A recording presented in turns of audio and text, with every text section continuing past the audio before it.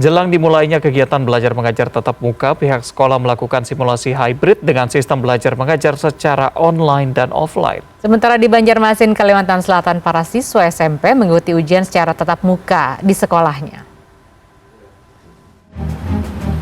Simulasi pembelajaran hybrid di masa pandemi COVID-19 dilakukan Sekolah Menengah Pertama Negeri 255 Durensawit, Jakarta Timur. Simulasi dilakukan guru bersama komite sekolah sebelum belajar mengajar tatap muka berjalan. Simulasi offline yang diwakilkan orang tua murid juga diikuti para siswa secara online.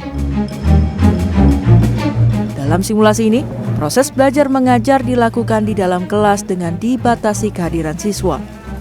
Simulasi sistem pembelajaran hybrid di masa pandemi ini dilakukan untuk memenuhi keinginan orang tua dan siswa, lantaran tidak semua orang tua setuju dengan pembelajaran tatap muka di masa pandemi.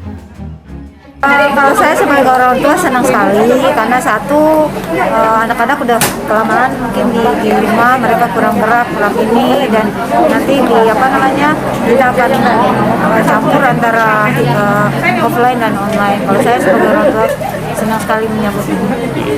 Kalau dari tanggapan anak ibu sendiri gimana Bu? Kalau anak saya juga senang karena dia bisa ketemu temannya lagi. Ini bisa tatap muka lagi sama teman-temannya walaupun separuh dari temannya gitu. Karena kan nanti akan pergantian. Ya, yang pertama kan kalau orang tua kita menyiapkan satu prokes mereka kan, kemudian gizi atau segala macam.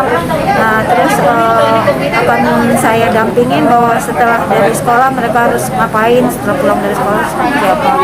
Berdasarkan asesmen, tidak semua orang tua setuju anak itu datang ke sekolah. Jadi anak yang tidak datang ke sekolah mendapat materi yang sama, mendapat pengajaran yang sama, di kelas yang sama dengan guru yang sama. Pemerintah pusat memastikan proses pembelajaran tatap muka di seluruh wilayah bisa dilakukan. Syaratnya, pendidik dan tenaga kependidikan sudah selesai menjalani proses vaksinasi.